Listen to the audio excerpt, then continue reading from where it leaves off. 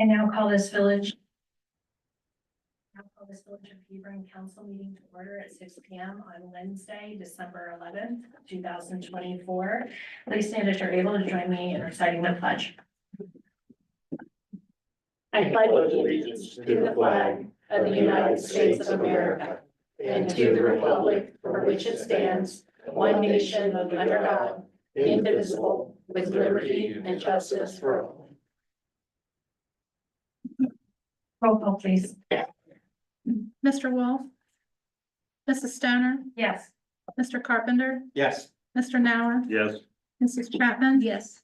Mrs. Porter. Yes. Thank you. We have quorum. As we have no visitors tonight, I'm just going to move on to a notice of meeting minutes.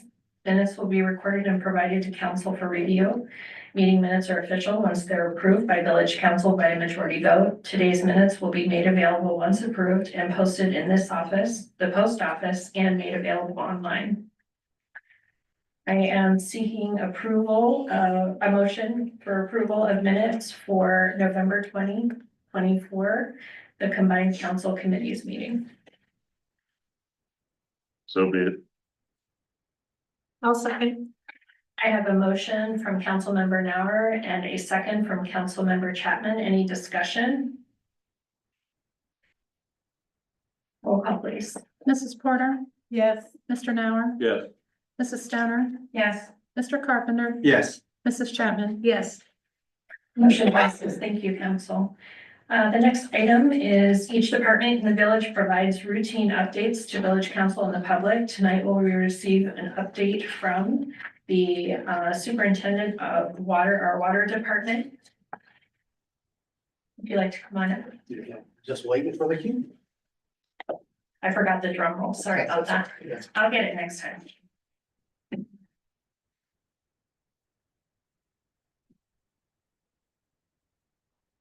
Good evening and happy holidays. Well, Did everybody receive a copy of this last quarter's report from the water? Okay. I'll just briefly go through a couple of things in this. One of the major things that I really want to express to council is how shortage in staff we've been since September. Our department laborer, Cody Sanford, took another position with the state of Ohio, which left us one person down. And we've done a pretty good job, I think, for the most part, keeping things together. It's been a challenge. So if there's been any correspondence, anything lacking as far as deadlines that have been missed, sincerely apologize. Moving on to kind of a few of the other things here. This year's hydrant flushing, you can see I had some notes in here, what staff and I did for this past cycle. There's 13 total fire hydrants that are out of service at this point. The hydrants that are indicated in blue are to be replaced as part of capital improvement plan improvement projects.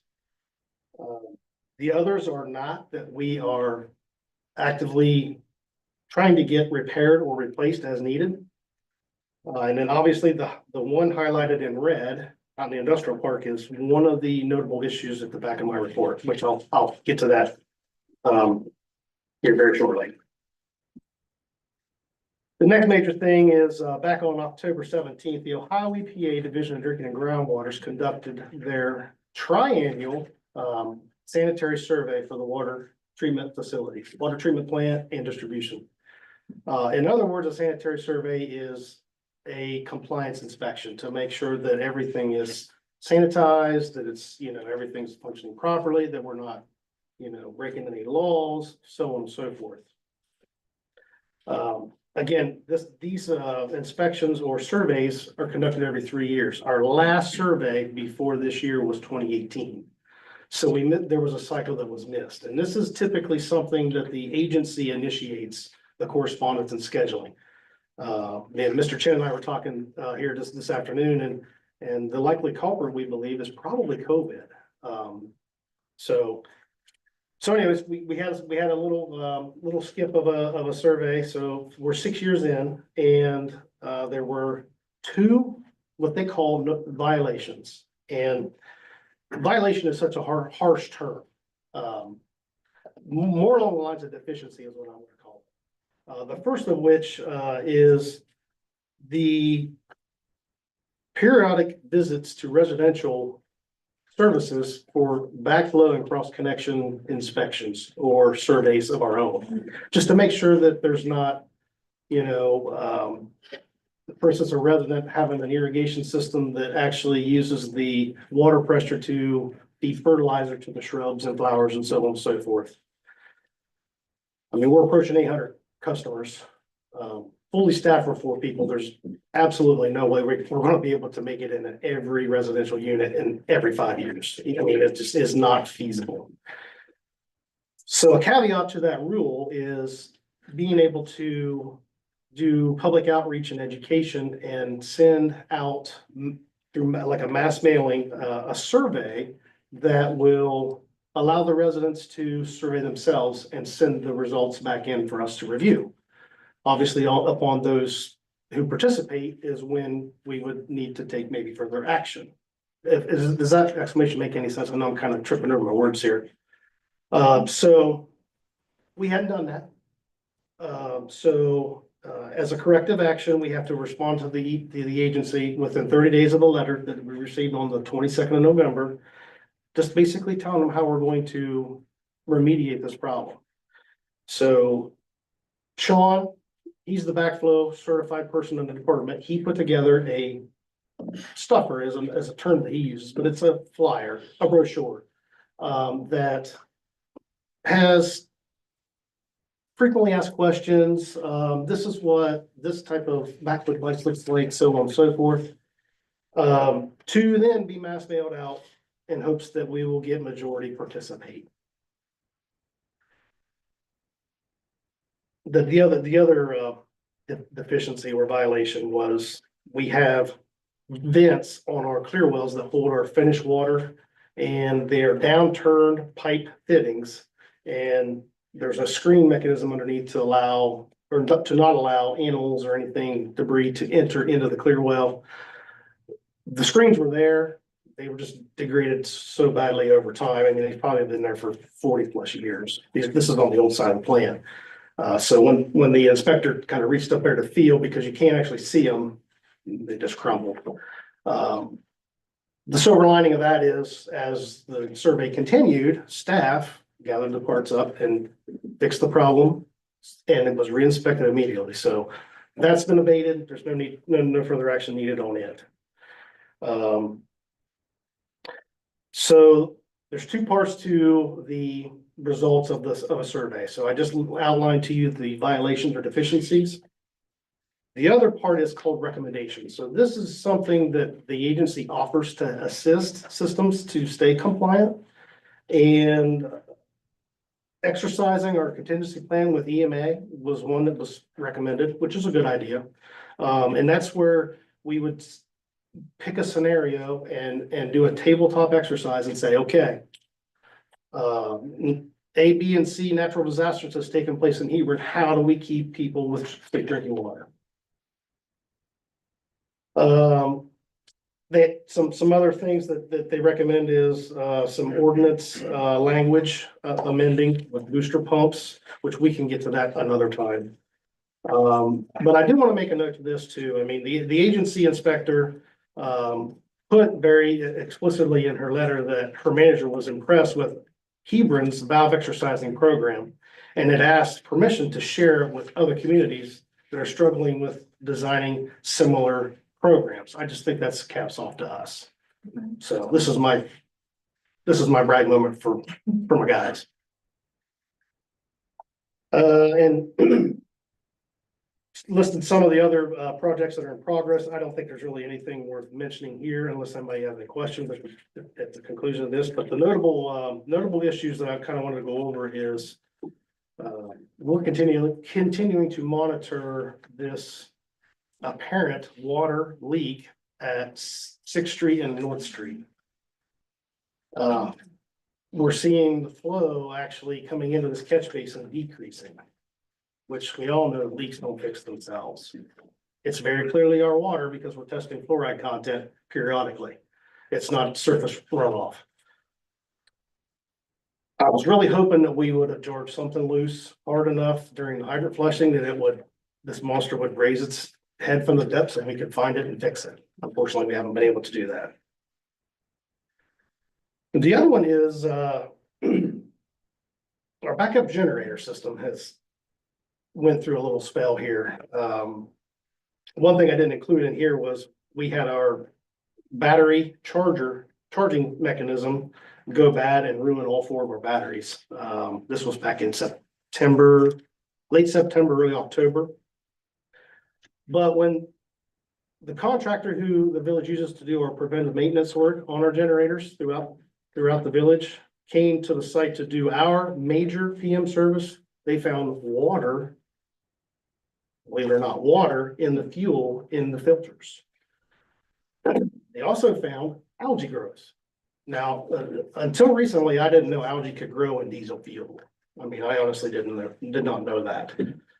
So staff and I done some big thorough investigation. How is water getting into, and we're talking about the tank that sits outside of the generator building, that's got a containment vessel over it that sheds water.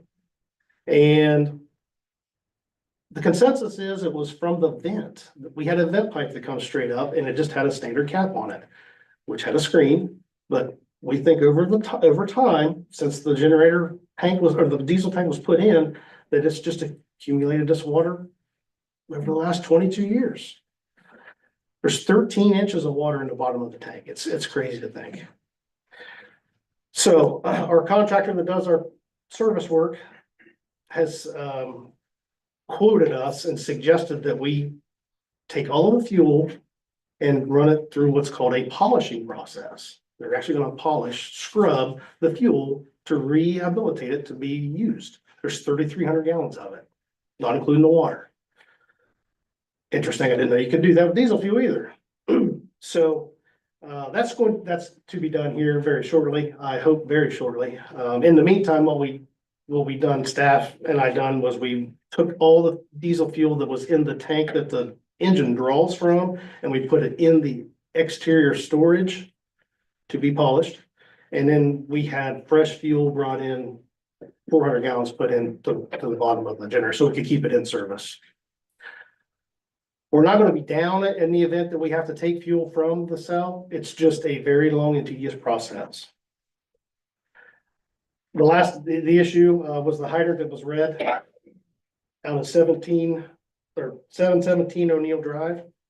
So this was a hydrant that we went to replace because it had been impacted by a vehicle. I had a contractor to come in, began excavating, and they hit a 4-inch unmarked gas line. And the fire district was called to respond, and it was a big to-do. So we're still trying to figure out how we're going to tackle this, because obviously we cannot put this hydrant back in where it was at.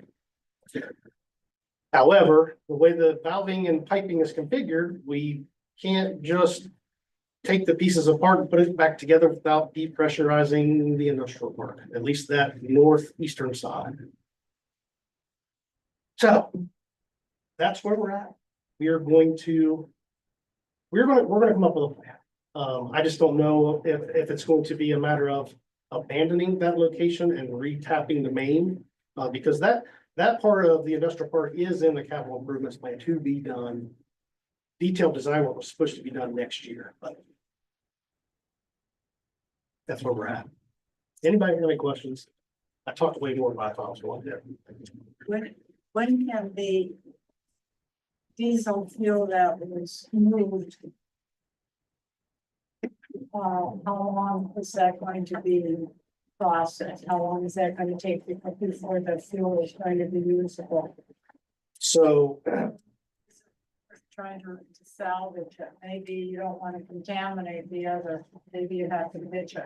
yeah, so how this is going to work is this outfit is going to drag in a semi truck trailer. And they are going to extract all the fuel from our cell, our holding cell, into this trailer, and it'll go through a process, the polishing process, which I mean, your guess is as good as mine. I don't know what, if it's just a filtration or what. So is the end product going to be valuable enough to retrieve it? And in the meantime, if the other, in the secondary tank, which is now the first tank, is full, where will the polished diesel remain in the second tank? So yes, the answer is the fuel that we have is completely salvageable. In fact, I'm told that it's going to be as in good a condition as it was the day we bought it, which was 2018. Which is how long? 2018. 2018. So what's that? I'm not good at math. 6 years? Oh, yeah, that's when our last survey was. I just said it in my report. I wouldn't think that diesel would deteriorate. I think this is dirty. Needs that polishing. Yeah, I didn't know much about diesel fuel. I mean, I know way more about it now than what I thought I ever would, honest to goodness. Yeah, I'm being told it is completely salvageable. It's not a waste. It's not a hazardous material. It's just a matter of getting out the debris in the water and polishing it. I mean, I can't think of something that can actually polish it. Yeah, so. Completely salvageable. Won't be wasted. Have you ever heard of any other departments like sewer or heat getting the backflow checked? I mean, I'm sure they don't go around to every house. So Or is that just the EPA something to throw at? okay, so let me back up on that. So these inspections typically take day and a half to 2 days. From the EPA. Yes, Yeah. she was in and out in a day.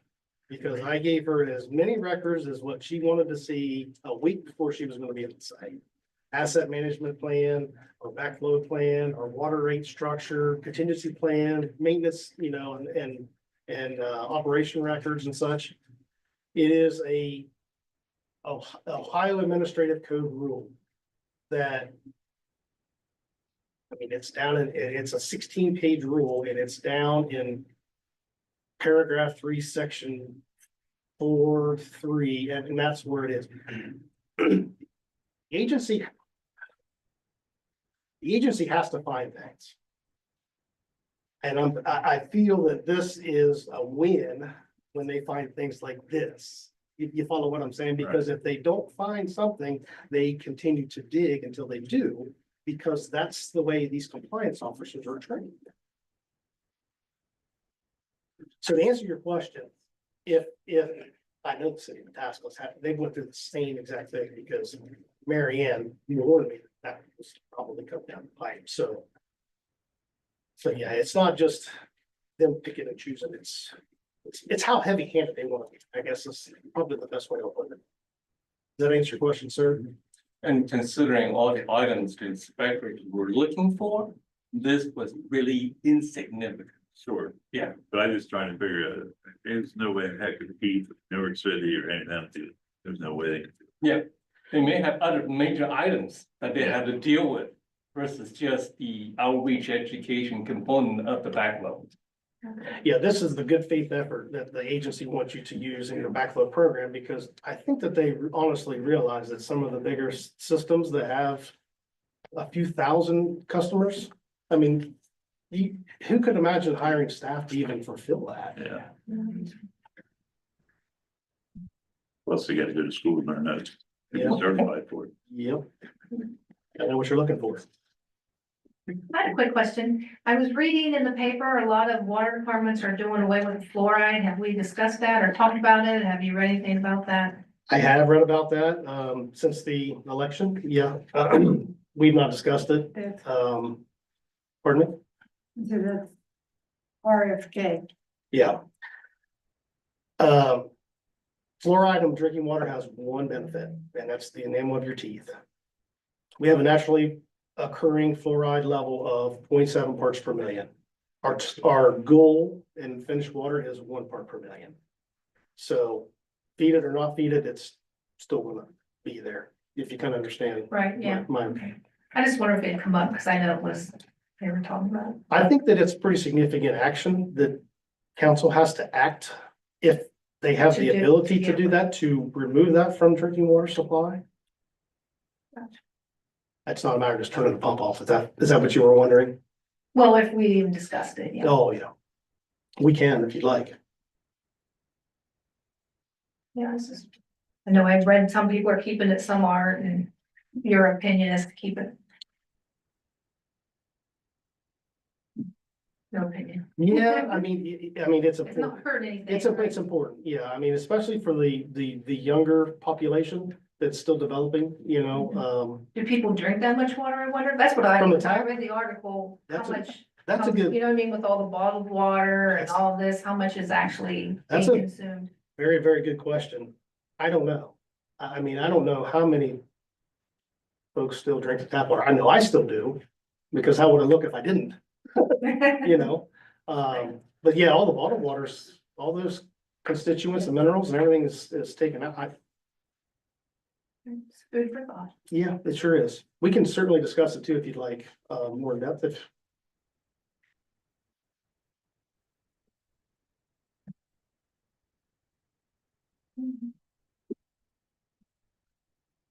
Thank you. Thank you. Gonna skip the visitor comments, move into legislation. First item is ordinance 3424, an ordinance to authorize an increase in the current pay rate by 3% for all employees of the village of Hebron, to amend contrary and inconsistent ordinances by repealing and amending parts thereof. This is the second reading. We had intended to have a second meeting in November, which we did not have. Does this need to be addressed in this meeting, or can we address it at the beginning? It won't create a hardship As for long as you. it's passed before the first full pay period in January, it'd be fine. Okay.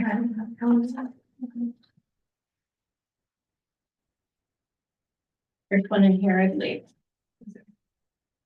Yeah, that's last year's. That would be the eighth. Yes, the 8th. Of January. Yes. That should be fine. You sure? If not- Make sure you got what you need. Yes, if not, the council can also retroact. Yeah, I just don't want it to be helpful for her to administer it. Yeah, I would prefer it to be passed Yeah. before that first full pay period. So if it's council's blessing tonight, just to make sure, that's fine. If not, I think we could still make it, around the 3 readings. It's really a council decision. I'll make a decision then to suspend the readings and recommend passage of the ordinance 3424. Okay. Is there a second? I'll second. Okay, I have a motion to suspend the readings on ordinance 3424 from council member Carpenter and a second from council member Chapman. Any discussion? Roll call, please. Mr. Nauer, Yes. Mrs. Stoner, Yes. Mr. Carpenter. Yes. Mrs. Chapman. Yes. Mrs. Porter. Yes, Motion passes. Now I'm seeking a motion to adopt ordinance 3424. So moved. Second. I have a motion from council member Chapman and a second from council member Carpenter. Any discussion? Roll call, please. Mr. Carpenter, Yes. Mrs. Stoner, Yes. Mrs. Chapman, Yes. Mrs. Porter, yes, Mr. Nauer. Yes. Motion passes. Thank you, council. The next item is ordinance 3624. It's an ordinance to amend codified ordinances 937.04C1, water system capacity charges, and 937.05C1, wastewater system capacity charges, and to amend contrary and inconsistent ordinances by repealing and or amending parts thereof. This is the second reading. You're good with Yeah. Thank you. Next item is resolution 2419. It's a resolution to create a source water protection and assessment committee for the village of Hebron, Ohio. That's the second reading. Next item is resolution 2420. It's a resolution authorizing the mayor of the village of Hebron to prepare and submit an application for transportation alternatives program funds for an industrial park US 40 multi-use path connector to execute contracts as required and declaring an emergency. This is the first reading. The ODOT is requiring the applicant to provide the legislation from the decision body. A resolution from this body to accompany the application for this TAP application. And again, I'm so sorry. They need it right away? Is that the? Yeah, that's emergency correct, they need it? because we have submitted the application end of November, and then we'd like to have the resolution ASAP. They don't have to go through the township too, as far as, I mean, most of the industrial parts of township. Is it- This is, Not it's all connecting through the village. village, yeah, that's correct. So Yeah, it's essentially connecting what I think of as, the other side of the street from Kroger, all the way up to Capitol, that is correct, right? Okay, that is correct. So it's wholly contained within the village. So do we need a motion to suspend readings or just a motion to pass? Suspend. Okay, I'll make a motion to suspend readings on resolution 2420. I'll second. I have a motion to suspend readings on resolution 2420 from Councilmember Chapman and a second from Councilmember Stoner. Any discussion? Roll call, please. Mrs. Stoner, Yes. Mrs. Chapman, Yes. Mr. Nauer, yes, Mr. Carpenter, Yes. Mrs. Porter. Yes. Thank you, council. Motion passes. The next item is to adopt resolution 2420. I'm seeking a motion to adopt. So moved to adopt resolution 2420. I'll second. I have a motion from Councilmember Stoner and a second from Councilmember Chapman. Any discussion? Roll call, please. Mrs. Porter, Yes. Mrs. Chapman, Yes. Mr. Nauer, yes. Mr. Carpenter, Yes. Mrs. Stoner. Yes. Thank you, council. It passes. The next item is resolution 2421. It's a resolution accepting and awarding the bid for the right to cut and harvest of hay at TJ Evans Park for the 2025 crop season to Paul Medley. This is the first reading. Okay.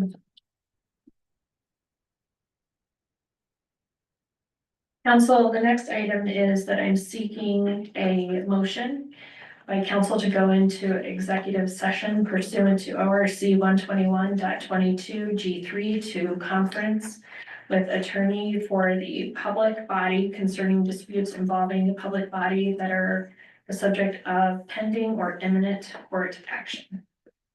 So moved. I'll second. I have a motion from Councilmember Carpenter and a second from Councilmember Chapman, and it is at 6:28. Roll call, please. Mrs. Chapman, Yes. Mrs. Porter, Yes. Mr. Nauer, Yes. Mr. Carpenter, Yes. Mrs. Stoner. Yes. Thank you.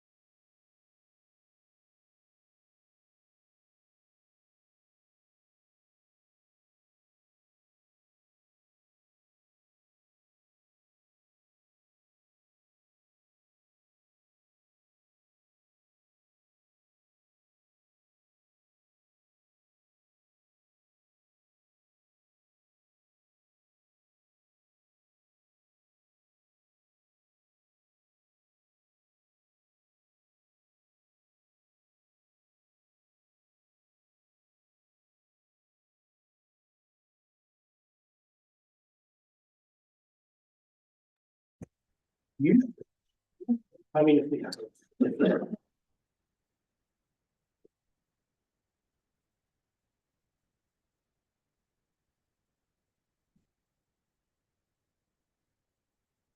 At 6:34, I'm seeking a motion to reconvene and come out of executive session.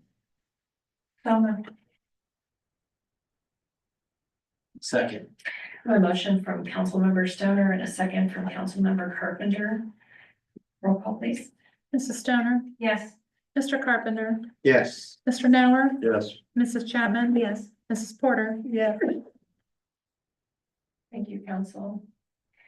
The next item is regarding the November 2024 bank reconciliation. I'm seeking a motion to acknowledge receipt and review of the November 2024 bank reconciliation. So then, A second. I have a motion from Councilmember Nauer and a second from Councilmember Chapman. Any discussion or questions? Roll call, please. Mr. Carpenter, Yes. Mr. Nauer, yes, Mrs. Chapman, Yes. Mrs. Porter, Yes. Mrs. Stoner. Yes. Thank you, council. The next item is to schedule a public hearing. This is for a planning and zoning recommendation that you should have. Given the structure of the requirement that we advertise said public hearing for at least 30 days, and that we don't wait any longer than 45 days. The only date that aligns with our planned scheduled dates for council meetings is January 22nd, which is the second meeting of council. My question to you is, would you prefer 5 or 5:30? And I'm seeking a motion to hold the public hearing. I would suggest 5:30 only because people have complained about it being too early in the past. Give them time to get off work for people who want to come. So I have a motion to schedule the public hearing on January 22nd at 5:30. Do I have a second? I'll second. Okay, I have a motion from Councilmember Chapman and a second from Councilmember Stoner. Any discussion? Roll call, please. Mrs. Porter, Yes. Mrs. Stoner, Yes. Mrs. Chapman, Yes. Mr. Carpenter. Yes. Mr. Nauer. yes, Thank you. The motion passes. The next item, we need to set a date and time for the 2025 organizational meeting. Typically that occurs before our typical meeting time of our typical first meeting. Do we normally do that around 5:30 or 5? We've done it, start of the meeting. Oh, at 6. Thank you. So I am seeking a motion to hold the organizational meeting on January 8th at 6 p.m. Unless someone has a better idea. Doesn't Yes. that generally precede the meeting?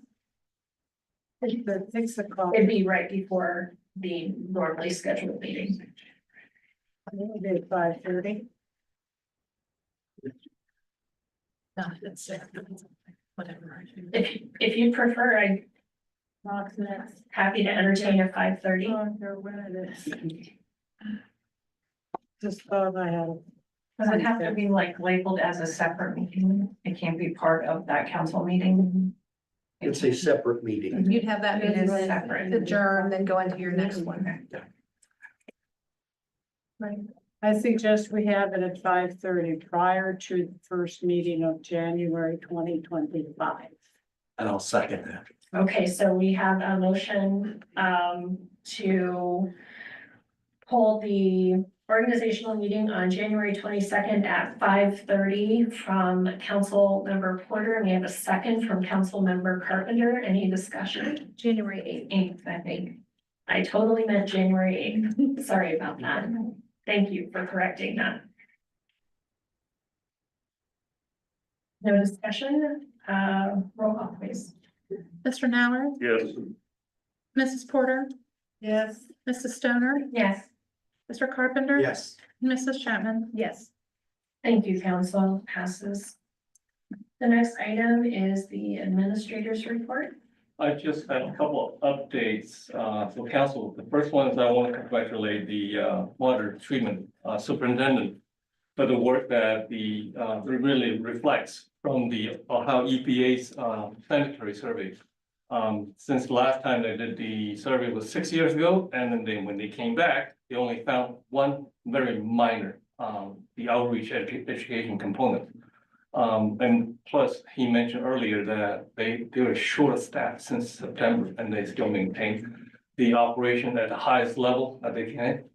The second item I want to mention to the council was that the contractor for the canal crossing just replaced the connection between the private manhole and the public manhole, and by tearing the street up. But they finished the work and they paved the street, so that went well. Lastly is they are getting close, getting that project finalized. They got the water, they got the sanitary. Hopefully we can see that, the project can come to fruition in a matter of days. That's pretty much what I have for today. Any question, I'll be happy to answer. Thank you. Thank you. Next item is council member reports. Councilmember Stoner. I'd like to thank everybody who participated and helped with the Christmas market. It was a great success and a lot of fun, and other people that I know that I went said, made comments about all the things that Hebron's doing. So it's just nice to hear. That's all I have. Thank you. Councilmember Carpenter. Mine's just a shout out to CJ and his staff for the Christmas decorations along the roadways. I had a great grandchild moment just discussing those, even 3-year-olds taking up. Thank you. Councilmember Norris. Councilmember Chapman. I don't have anything either. No, good. Councilmember Porter. The only thing I have is that I did miss going down there, but my bones told me it was too cold to go. So I stayed home with my bones. So you were missed. Thank you. Yes. Okay, mayor's report. I have been out of pocket pretty much for better part of 2 weeks, so I will have more to report the next time I see you. And we have no visitors unless anything. Okay. Unless otherwise noted, it's understood that council members. Oh, I'm so sorry. Yes. I want to draw your attention to the fact that our esteemed attorneys here are, well, maybe that's a little. But anyhow, they are part of a firm that was voted in the county, I believe it's county, maybe Central Ohio is the best law firm. Well, we knew that, didn't Yes. we? Yeah. I just want to emphasize that. Not too much, you understand, just enough to bring it in. Congratulations. Yes. We are very lucky to have your counsel. I'm very thankful. The council. Yes. Or something like that. Yes.